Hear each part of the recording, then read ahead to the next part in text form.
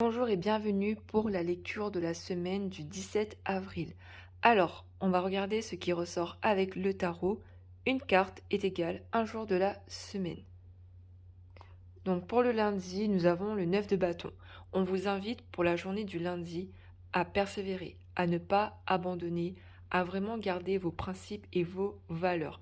Peut-être qu'une personne va essayer justement de vous faire vous remettre en question, mais vous devez essayer de riposter face à cette personne et peut-être que ce sera vos pensées à vous et il va falloir que vous gardiez justement une conscience positive, d'accord? Ne pas vous laisser broyer du noir. Ensuite, pour la journée du mardi, on me parle de partage, de générosité, de communication. On voit que ce sera une journée où l'échange sera peut-être beaucoup plus fluide avec une ou plusieurs personnes en particulier. Dans tous les cas, là, il y aura une journée plutôt positive. Pour le mercredi, on vous invite à vous reposer, à prendre du temps pour vous, à vous ressourcer, à ne pas vous prendre la tête. Vraiment, c'est le milieu de la semaine. Donc on lâche un petit peu prise et on pense un petit peu plus à soi. Pour la journée du jeudi, on me parle d'une rencontre, de rendez-vous au niveau amoureux. On voit qu'il y a un renforcement de liens, donc que vous soyez en couple ou en début de relation, voire en flirt. On voit que les liens justement s'amplifient, voilà, par rapport à une activité que vous pouvez faire à deux, sortir, etc. Dans tous les cas, on voit ici un lien d'âme, on voit de l'amour. Pour d'autres, il y a peut-être une nouvelle rencontre pour cette journée du jeudi. Pour la journée du vendredi, on aura un peu de nostalgie, un peu de mélancolie par rapport au passé, par rapport à certaines personnes qui ne font plus partie de notre vie, des êtres chers disparus. On repensera un peu au bon moment. Voilà, on sera dans une énergie assez mélancolique pour cette fin de semaine prochaine.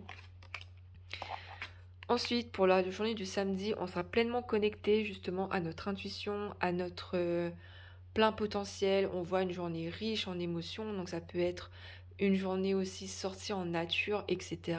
Retrouvailles en famille. Il y aura vraiment ce côté où on se sentira pleinement ancré et aligné avec ses émotions. Et enfin, pour la journée du dimanche, on me parle vraiment de laisser le passé derrière soi, de prendre la décision, de laisser justement une situation ou une personne derrière soi, regarder vers l'avenir, avoir un objectif précis et y aller. On me parle de détermination, vraiment d'acceptation par rapport à ce qui est arrivé. Donc on a vraiment une énergie de nouveau départ là pour cette journée du dimanche. Alors nous allons poursuivre avec les messages.